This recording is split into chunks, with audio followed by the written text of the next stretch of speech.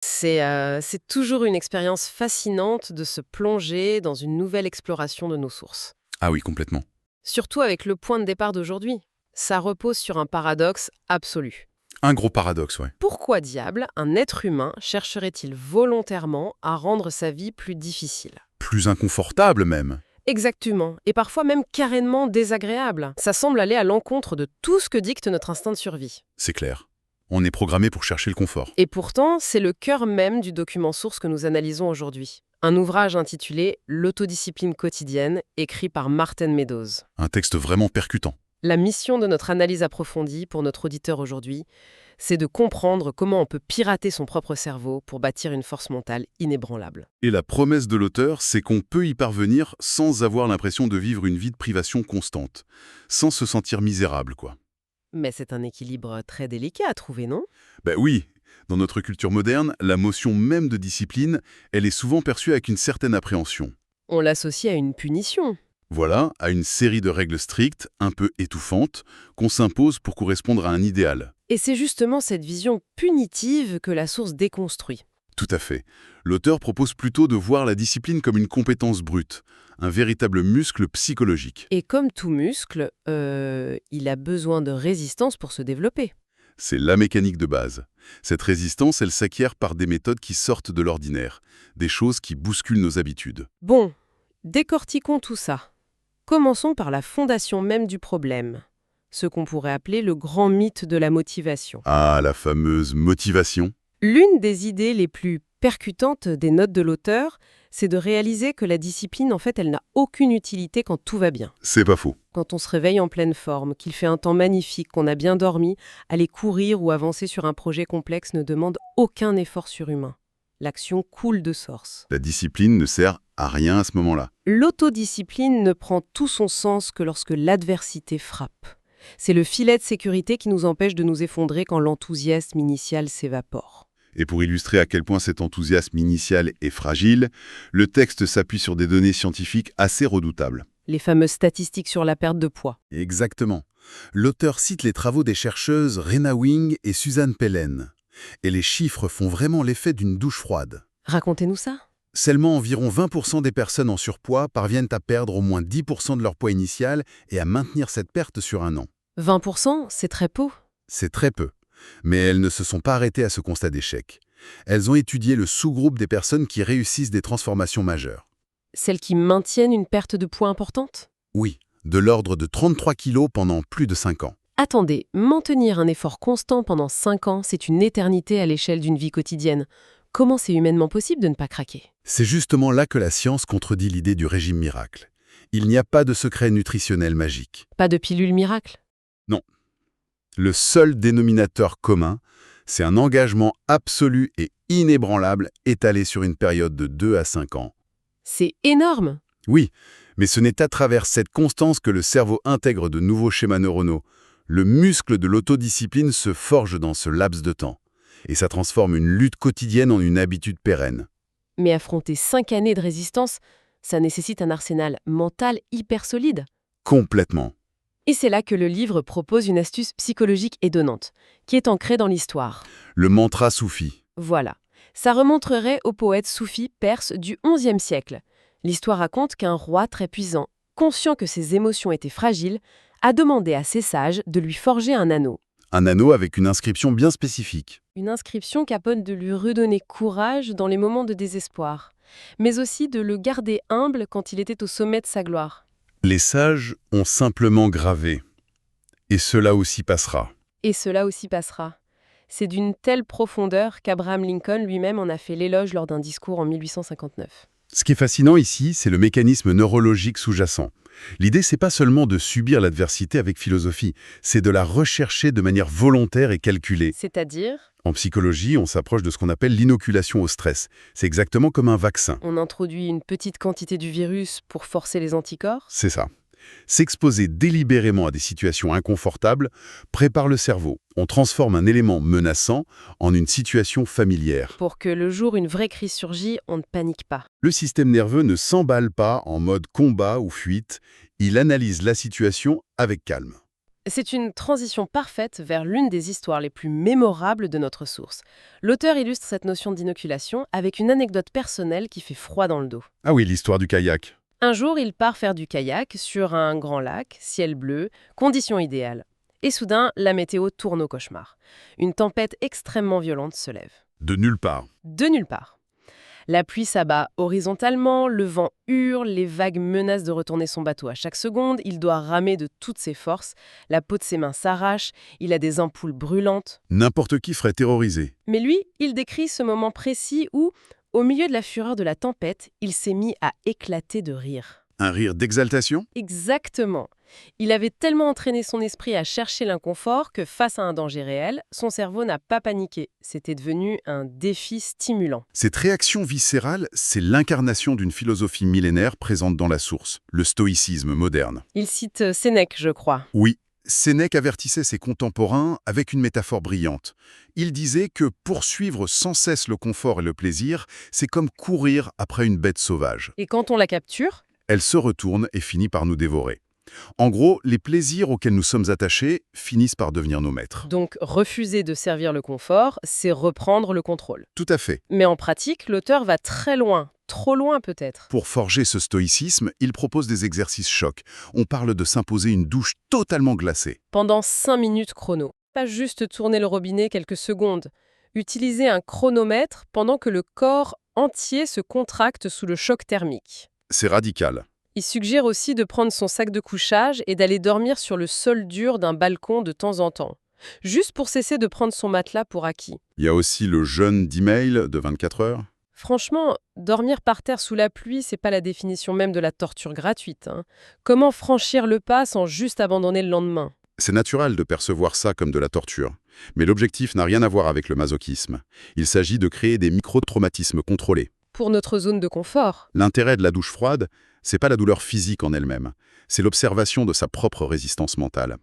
Quand l'alarme sonne, l'esprit invente 1000 excuses rationnelles pour utiliser l'eau chaude. Ah oui, le fameux « je suis fatigué aujourd'hui, je le ferai demain ». Voilà, l'exercice consiste à observer ces excuses, à les reconnaître et à agir malgré elles. C'est un entraînement à sec pour le cortex préfrontal. La partie rationnelle du cerveau. Oui, pour qu'il apprenne à dominer le cerveau émotionnel qui réclame de la chaleur. C'est là que ça devient vraiment intéressant. Parce que cet inconfort, selon l'auteur, ne doit pas s'arrêter aux sensations physiques. Il doit envahir la sphère sociale. La thérapie du rejet. C'est presque absurde comme concept. Il faut sortir dans la rue ou aller dans un commerce et formuler une demande totalement farfelue à un inconnu. Le but explicite et unique, c'est de s'entendre dire non. Pour désensibiliser le cerveau à la peur du jugement. Mais il y a pire, ou plus difficile, l'honnêteté radicale. L'auteur cite une étude frappante de l'université du Massachusetts. Celle sur le mensonge. Oui. Les chercheurs ont découvert qu'au cours d'une conversation ordinaire de 10 minutes entre deux adultes, 60% d'entre eux mentent au moins une fois, souvent 2 à 3 fois. Et il est crucial de comprendre pourquoi ce pourcentage est si élevé. On ment pas par méchanceté. On ment pour huiler les rouages sociaux. Dire qu'on va très bien quand on est épuisé, complimenter un travail médiocre, ce sont des mensonges de courtoisie. On veut éviter l'inconfort immédiat d'un silence gêné. Donc, maîtriser l'honnêteté absolue devient un exercice d'inconfort ultime. Ça demande de choisir délibérément l'inconfort social à court terme.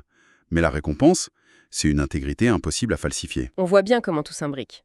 La douche froide, la vérité, le sport. L'auteur cherche à bâtir un socle. Et ça nous mène à la mécanique des habitudes. Le concept d'habitude clé de Charles Duhigg. L'habitude clé, c'est comme le premier domino. Instaurer une routine d'exercice physique stricte, ça fait pas que brûler des calories. Inconsciemment, on mange mieux, on fume moins, on se couche plus tôt. L'habitude centrale modifie l'identité. Mais le document apporte une nuance vitale. Il ne suffit pas de se forcer par pure contrainte. L'étude de l'université de Rochester. Oui, ils ont comparé 2 groupes. L'un faisait de l'aérobic classique, l'autre du taekwondo. Sur la durée, le taux d'abandon en aérobic a été catastrophique. Alors que les pratiquants de taekwondo sont restés constants. Précisément. La différence, c'est la motivation. L'aérobic reposait sur une motivation extrinsèque, brûler des calories, le taekwondo sur une motivation intrinsèque, le plaisir d'acquérir une compétence, l'interaction sociale. Ce qui garantit la constance, c'est le plaisir, pas la contrainte. Pour que ce muscle de la discipline ne s'atrophie pas, l'effort doit être lié à un épanouissement profond. Mais même avec la meilleure motivation, on croise toujours le chemin de la tentation. Et là, on a la célèbre expérience du marshmallow de Stanford. Un grand classique. On laisse un enfant seul avec une guimauve, en lui promettant une deuxième, s'il ne mange pas la première pendant 15 minutes. Ce qui est fascinant, c'est comment ils ont résisté. Ils n'ont pas juste fixé la guimauve en serrant les dents. Pas du tout. Ils ont utilisé la ruse, la distraction. Ils se sont cachés les yeux, ils ont tapé du pied contre le bureau, ils ont chanté. C'est bien plus efficace que l'affrontement direct avec la tentation. Concrètement, comment on applique ça à la nutrition? Au lieu de manger fade quand on a une pulsion de malbouffe, la source suggère d'utiliser les épices de manière massive. Submerger le palais. Du piment de Cayenne sur des courgettes, du curcuma sur du riz complet sec, créer un feu d'artifice sensoriel pour pirater la récompense du cerveau. Mais l'auteur reconnaît que la privation perpétuelle est intenable, d'où l'importance des jours de relâche, les fameux cheat days. Ce n'est pas un échec de la discipline, ça. Non, c'est une nécessité physiologique. Quand on restreint les calories, le métabolisme ralentit. S'octroyer un repas riche augmente la leptine. L'hormone de la satiété. Une suralimentation ponctuelle peut faire bondir la leptine de 30% pendant 24 heures. Ça relance la machine. Et psychologiquement, ça élimine la culpabilité destructrice. Mais toute cette discipline s'effondre si notre perception du temps est biaisée. Il y a un piège mental redoutable abordé dans les sources, l'actualisation temporelle. Si l'on relie cela à la situation dans son ensemble, c'est une des plus grandes failles du cerveau humain. Pourquoi on préfère une petite récompense immédiate à une grande récompense future? Parce que notre espèce a été programmée pour survivre dans l'immédiateté. Une pizza maintenant a plus de valeur qu'une santé de fer dans 6 mois. Le problème, c'est que le cerveau perçoit notre soi futur comme un véritable étranger. C'est fou, ça. Le futur soi est un inconnu. Neurologiquement, pourquoi fournir un effort douloureux pour un inconnu? Pour court-circuiter ça, le livre détaille l'exercice de la lettre. Écrire une lettre détaillée provenant de ce soi futur pour rendre l'avenir émotionnellement réel. Si l'objectif est d'arrêter de fumer, la lettre vient d'une version de soi clouée sur un lit d'hôpital, qui lutte pour respirer. Ça doit provoquer un nœud dans l'estomac. Ou à l'inverse, une lettre d'une version de soi pleine de vitalité qui remercie la version présente. C'est un ancrage émotionnel puissant. Et pour ceux qui détestent la méditation classique, il y a la vision concentrée. Ah oui, Au lieu de vider son esprit, on prend un objet trivial, une feuille d'arbre, et on fixe intensément toutes ses nervures pendant quelques minutes. ça entraîne la capacité de concentration et ça stoppe les pensées impulsives. Mais avec cette obsession de tout contrôler, de prendre des douches froides, de repousser ses limites, un danger énorme guette. Et l'auteur est tombé dedans. L'histoire du sauna, Glaçante. Il se sentait déjà épuisé par un entraînement lourd, mais sa voix de la discipline l'a poussé à faire plus. Il s'enferme dans un sauna sec brûlant suivi d'un plongeon dans l'eau glacée. son corps n'a pas supporté. Vision floue, vertige, nausée incontrôlable, il s'est effondré sur le carrelage du vestiaire, incapable de bouger. Malade pendant des jours. L'autodiscipline transformée en automutilation. Cela soulève une question importante. Où est la frontière entre repousser ses limites et se détruire? C'est le piège du surmenage. Les notes s'appuient sur l'étude de John Pencavel. Elle démontre qu'un employé qui travaille 70 heures par semaine ne produit rien de plus que celui qui travaille 55 heures. 15 heures d'efforts gaspillés. La productivité s'effondre. La véritable discipline exige de savoir s'arrêter. Alors, qu'est-ce que tout cela signifie pour quiconque nous écoute, surtout quand on déraille? Le texte met en lumière notre vulnérabilité au biais de négativité. L'exemple de la balance. On fait un mois parfait de remise en forme. Un matin, on prend 500 grammes. L'esprit panique et accorde une importance démesurée à ces 500 grammes, occultant toutes les victoires. La parade, c'est la réévaluation cognitive. Modifier consciemment l'étiquette émotionnelle qu'on colle sur l'événement. Se dire que c'est de l'eau ou du muscle. Exactement. Désamorcer la bombe émotionnelle par une analyse objective. Mais ça nécessite une autocompassion vigoureuse. L'auteur insiste là-dessus. La dureté envers soi-même est une erreur monumentale. Il propose d'avoir une liste d'autocompassion préparée à froid. Lui a une liste de 31 petites actions. Marcher au soleil sans téléphone, écouter un album précis, pour booster son humeur instantanément en cas de coup dur. Et pour retrouver cette discipline face au découragement, l'étude d'Amy Cuddy sur le langage corporel est brillante. La posture de pouvoir. Se tenir droit, les épaules en arrière, les mains sur les hanches. 2 petites minutes modifient chimiquement le sang. La testostérone augmente, le cortisol chute. C'est une façon biomécanique d'utiliser son corps pour retrouver la discipline de l'esprit. Quel parcours à travers notre psychologie. Bâtir une force mentale, ça consiste pas à se torturer aveuglément. Non, pas du tout. Il s'agit d'intégrer des doses contrôlées d'inconfort pour élargir sa zone de confort, tout en gardant une immense autocompassion en cas d'échec. Et construire ce muscle élimine le bruit mental. L'énergie libérée permet de se concentrer sur l'acquisition de véritables compétences et de réaliser des objectifs ambitieux. Avant de refermer cette riche analyse, il y a un dernier concept en filigrane dans la source. Une réflexion laissée en suspens. L'écart d'empathie chaud-froid. C'est très provocateur. À froid, quand nous sommes calmes, nous sommes littéralement incapables de prédire nos décisions à chaud sous le coup de l'envie ou du stress. Si on ne peut pas prédire nos propres décisions, notre notion de libre arbitre face à la tentation, c'est une illusion. Peut-être bien. Et si la seule vraie discipline consistait, au final, non pas à résister héroïquement, mais à modifier purement et simplement son environnement avant que le dévire ne frappe. Modifier le champ de bataille pour s'assurer la victoire avant même d'avoir à combattre. Quelle perspective! C'est sur cette formidable réflexion que s'achève notre exploration des sources d'aujourd'hui. Nous espérons que ce décryptage a su apporter des déclics puissants pour réinventer la gestion des défis au quotidien. Un immense merci de nous avoir accompagnés dans cette analyse approfondie et à très bientôt pour plonger ensemble au cœur d'une nouvelle somme de connaissances captivantes.